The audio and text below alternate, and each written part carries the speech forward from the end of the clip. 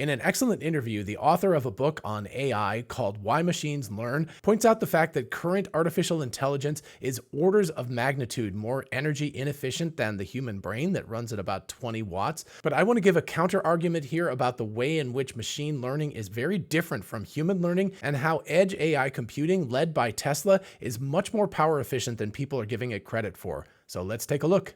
Hey y'all, it's Dr. Know-It-All. I want to extract a short clip from Machine Learning Street Talk with Anil Ananthaswamy, and I hope I'm pronouncing that name approximately correctly. But anyway, the author of the recent book, Why Machines Learn, and take out a specific section where he talks about how power inefficient and power hungry artificial intelligence truly is. Of course, I will leave a link to the entire video in the description. Highly recommend it. It's almost 2 hours long. You can listen to it at 1.5x speed or something. But anyway, it is well worth the listen. And I'm just taking a very, very short clip out of this, so I highly recommend listening to the rest. But anyway, as I was listening to this part that comes in at about an hour and 35 minutes, I started to think about the fact that while most people hew to the narrative that machine learning is orders of magnitude less efficient than the human brain, and again, the human brain operates at somewhere around 20 watts, whereas an AI data center operates on the megawatt scale, right? So that's millions of watts. So many, many orders of magnitude less efficient than the human brain. And the narrative runs that we're never going to get to any place where AI can actually compete with humans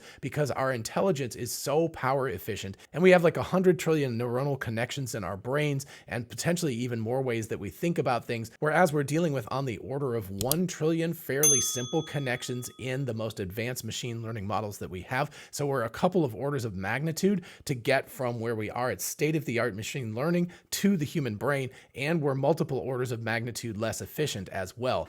Anyway, let me present the clip first, and then I'll talk my way through my counter argument and why Tesla in particular has taken a leading role in making this not as true as we think it is. You have compared the number of connections in a neural network to the number of connections in a human brain. Do you think that this comparison is meaningful? So the number of connections in the large language models today is probably about 1 trillion. I mean, anywhere from half a trillion to 1 trillion, or maybe even more now. Compare that to the human brain, which in a very simplistic account of the number of synapses in the human brain, we stand at about 100 trillion. So a large language model, even the largest one, is about 2 orders of magnitude less in terms of the number of connections that we think is there in the human brain. That's a big number. But when we talk of the connections in the human brain, we don't take into account a whole bunch of other complexities that exist in the brain. For instance, we don't talk of neurotransmitters, neuromodulators. We don't talk of the fact that there's a whole bunch of computation happening in the dendrites, which are feeding input to the neurons. We don't fully understand what kinds of computations are happening within a single neuron. So there's probably orders of magnitude more complexity in the human brain than we can just infer from looking at the number of connections. So in that sense, large language models are far, far away from being able to capture the complexity of the human brain. But there's a reverse way to look at it, which is that even though the large language models are orders of magnitude away from the complexity of the human brain, they're already able to do some pretty amazing things, right? Now you imagine a situation where we are able to scale up these artificial systems to the level of complexity of biological systems. Not only do we scale them up, but we somehow make them energy efficient, which right now is proving really difficult, but let's say we are able to make them energy efficient so that even at scale they're not consuming inordinate amounts of power. So we have artificial systems that are approaching the complexity of the human brain, but are also getting more energy efficient. Then couple that to the fact that these artificial systems have access to almost any information that we can feed them. Our human brains are not capable of that. You and I have limited access to information, right? So you take the power of silicon, you take the amount of memory that we can give to these machines, you scale them up to the complexity of human brains. That's what makes me pause and think that we are only just beginning with AI. It's fall and the days are getting shorter, and that means it's more important than ever to focus on our health. That's why today and every day I use AG1, today's sponsor, to help me maintain a healthy lifestyle. Whether I'm busy at home or traveling, I know I can count on AG1's foundational nutrition to be at my best both physically and mentally. Between cutting out processed sugar and drinking AG1 daily, I can honestly say I feel years younger. I've lost weight, my joints don't ache, and I have so much more energy than I did before, which is great for daily activities and lets me keep up with my athletic children. AG1 is foundational nutrition that provides your body with what you might be missing. AG1 is a science-driven formulation of 75 high-quality vitamins, minerals, prebiotics, probiotics, and adaptogens.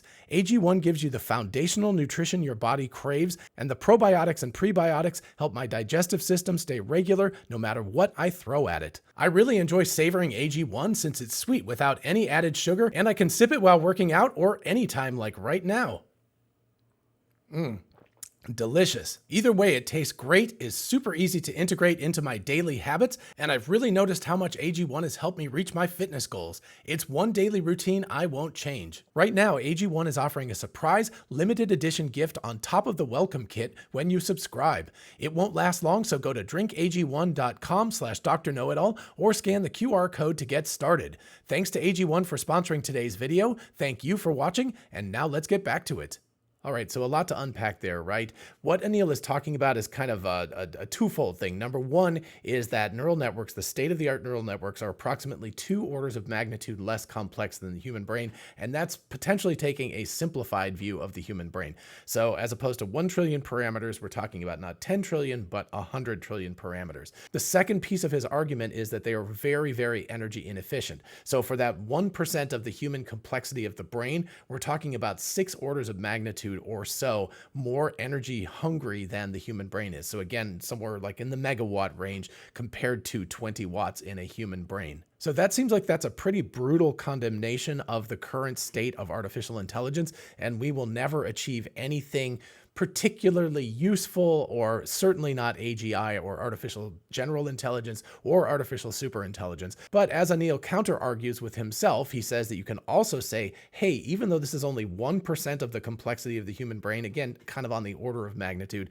not going to argue specifics, but let's just say 2 orders of magnitude less complex than the human brain-ish. Even though it's so much simpler than that, it does amazingly useful things. And that is true. I mean, it can communicate in language, it can understand images, it can generate images, it's starting to be able to generate video and music, and not just, you know, the intellectual like engineering aspect of humans. It's a really good coder, by the way, not great, but it's okay, right? So again, it's like it's got a lizard brain essentially compared to a human, like 1% as complex as a human, but it's doing things that humans consider very erudite, very, very complex, very challenging, both technically and creatively. And so we're looking at something that is different, fundamentally different than humans, because a lizard cannot compose, you know, a beautiful symphony or something along those lines. A lizard can't write Python code, at least none that I know about. Maybe the Geico gecko can do it, but you know, he's a piece of computer graphics rendering, not a real one. So if you kind of look at that spectrum, it's incredible what these large language models and large generative models in general can do, but they are very, very simple compared to the human mind, and they're incredibly power hungry, and the incredible power hunger is a big problem. It's such a big problem that companies are moving their AI centers to places that are relatively sparsely inhabited. I wouldn't say that. I mean, there's still cities and stuff, but they don't put too many of them too close together, and they don't put them in really large cities that are already drawing most of the power out of the power plants around them, because they're trying to distribute that energy usage around the country, around the world, you know, wherever you are. And if they do that, that power will be dedicated just to their data center, to nobody else. So they'll be using an entire nuclear reactor, not all 3 of them, but one of them, to power an AI data center. So that's the kind of power that we're talking about. So you're probably like, John, you're crazy. You know, you're looking at something that's 1% as smart, that's 2 orders of magnitude it's got to grow.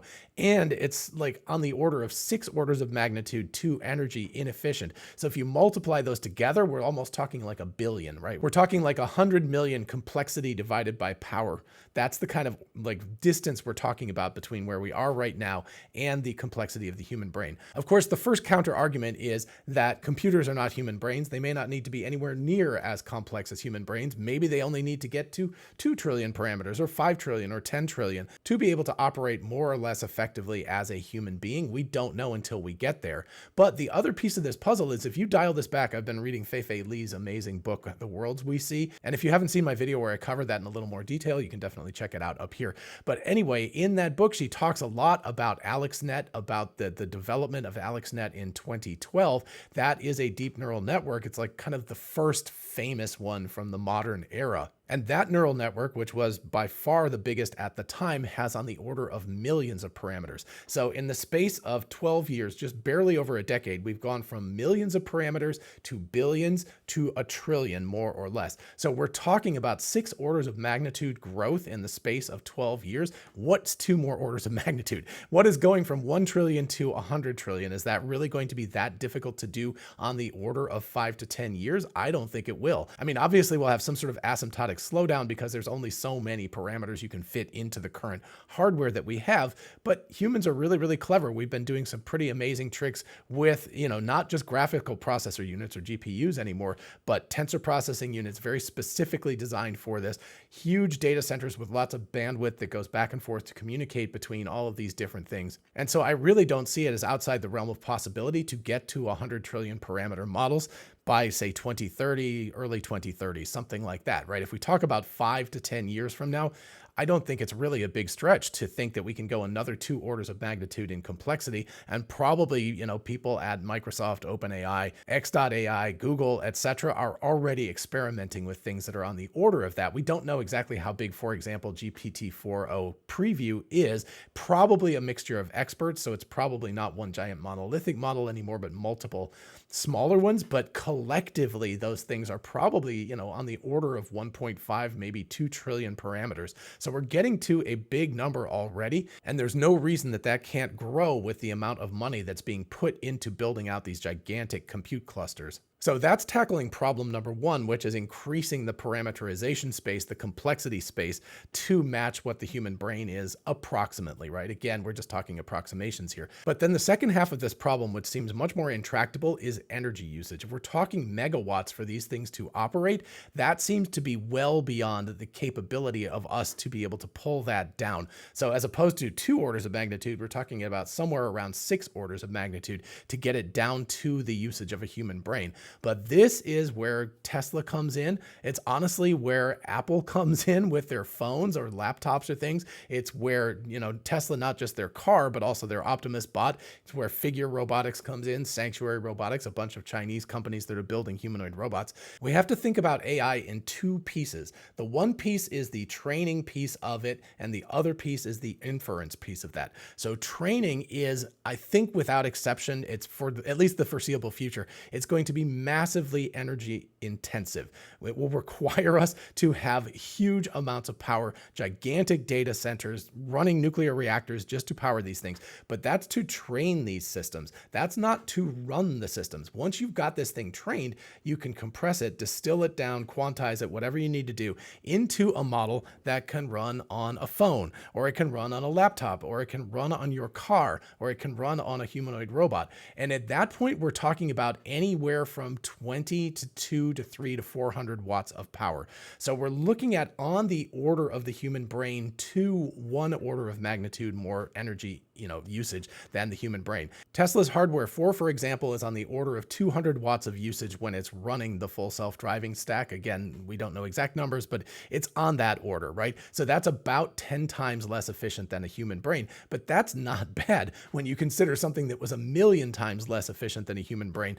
Getting down to 10 times less efficient, that doesn't sound so bad anymore. So what's happening here is on the inference side, on the actual operational side of things, these things that have to run on batteries, and you notice that I mentioned everything I mentioned runs on batteries. We're talking about humanoid robots, laptops, phones, a car. All of that stuff has to run in a relatively limited power envelope and also a memory envelope as well, because they're just individual computer boards, either in a phone, in a car, whatever that kind of thing is. We're not talking about massive data centers with 100,000 GPUs running. And Tesla, very famously, with trying to do full self-driving, has had to be able to distill down the intelligence of a trained model that has been trained on these massive, massive machines to something that can operate on 100, 150, 200 watts of power and not make mistakes, because of course full self-driving is mission critical. You can't have errors in it. That's an incredibly challenging problem, and that's one of the big reasons why Tesla has taken so long to do this. If you could pack an entire 100,000 GPU data cluster like Giga Texas's data center into the back of your vehicle and drive it around, it would make perfect decisions all the time. It wouldn't have to worry about all this stuff. The problem is that we're talking about trying to make all that happen in real time at 36 frames a second on a board that's really small, and it's only got a certain amount of memory. It can only operate at a certain heat and power envelope. All of that drives efficiency in terms of Tesla's full self-driving board, in terms of their Optimus board, which is the same thing, AI4 or AI5 that they're using right now. Same thing for Apple's laptops, or Android's laptops, or anything that's battery operated. It doesn't matter what it is, that has to run in a limited power envelope, and that means that it's going to be much more efficient than what Anil was talking about here with these large language models that are running admittedly on very large data clusters. And if we look at just large language models, and you might be like, but yeah, look at how power inefficient they are. They're sitting there running on megawatt data centers, serving up, and I'm like, hey, can you please tell me a story for my niece or something like that, that we're talking about a lot of power being devoted to that. But remember, these brains are serving potentially tens of thousands to maybe even 1 million customers simultaneously. So if you thought about a person, like one human being, to answer every one of those questions, all of a sudden that megawatt scale power doesn't seem that bad anymore, because it would require a lot of human beings to answer all of those questions simultaneously, which would require a good amount of power. Now, probably they're less efficient still than humans. Hard to make a one-to-one comparison, but it isn't as bad as what we were thinking previously. So they're not as energy intensive as we think. But certainly anything that runs on a battery that has to have a very limited power envelope is more efficient, because that's sort of baked into the hardware, baked into the algorithms. And so this brings us to a fundamental difference between human beings and artificial intelligence. And that is, I think I would call it the problem of amortization. So for human beings, every single person, me, I was born, I've had to learn everything I've learned on my own, and admittedly with, everybody helping me in the world, right? So that kind of a thing. But I've had to pick it all up. I've had to stuff it into my brain as much as I can, learn the skills, all of that kind of stuff. It happens once, and another person is born, and it has to happen for them, and another person is born, and it has to happen for them. And of course, we all learn slightly differently, which is great because we have a diverse world. But each of us has to do that. The amortization of a human intelligence is incredibly low. And it's kind of a shame. You take somebody like Einstein, who would be great if we could have held on to his brain and had Einstein live forever so that he could have continued to discover really, really amazing things.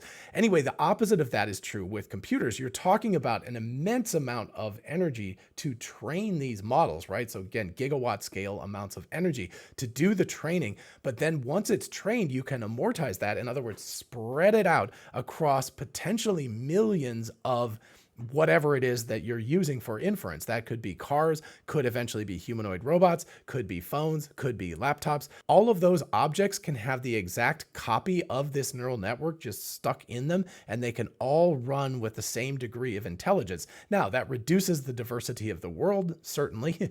Yeah, I mean, I'm not going to probably assume that my full self-driving computer is going to have a personality ever. Maybe someday it will, but right now I don't expect that, because it's just going to be the same as all of the other ones.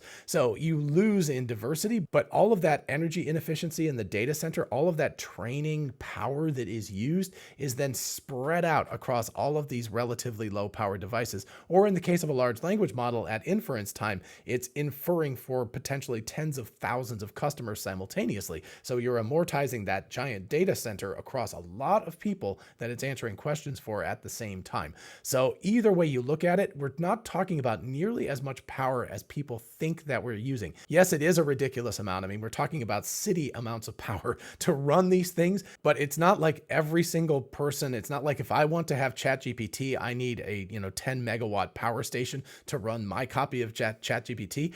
That one copy of ChatGPT will serve potentially millions of people over time, right? Not simultaneously, but over time, could be millions of people asking questions of it over a 24-hour period. It can serve all of that on one of these data clusters. Or alternatively, my phone, which has, yes, relatively limited AI, it's not that good right now, or a car, which has, again, operating on the approximately 200 watt power envelope, is able to do full self-driving. It's able to perform the task that a human being is needed for currently, and it's able to do it in conjunction with a human better than a human can, and statistics show that. If you haven't seen that video, definitely check it out up here. So overall, while we are talking about massive amounts of power and we are talking about disruption to power grids and things like that, and we can't ignore that problem, it's not as bad as we think.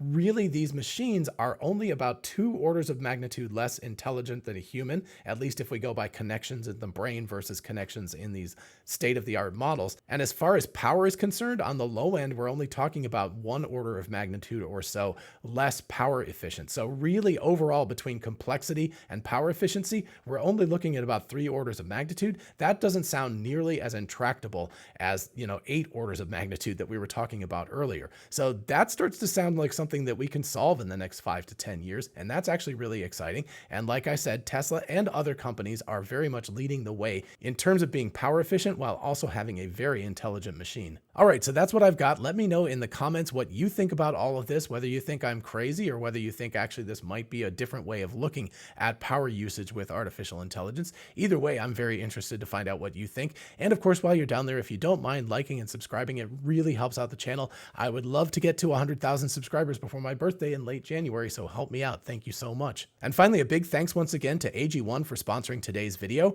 Be sure to check out my link in the description to get your free limited edition gift in addition to your welcome kit, and I'll see you in the next video.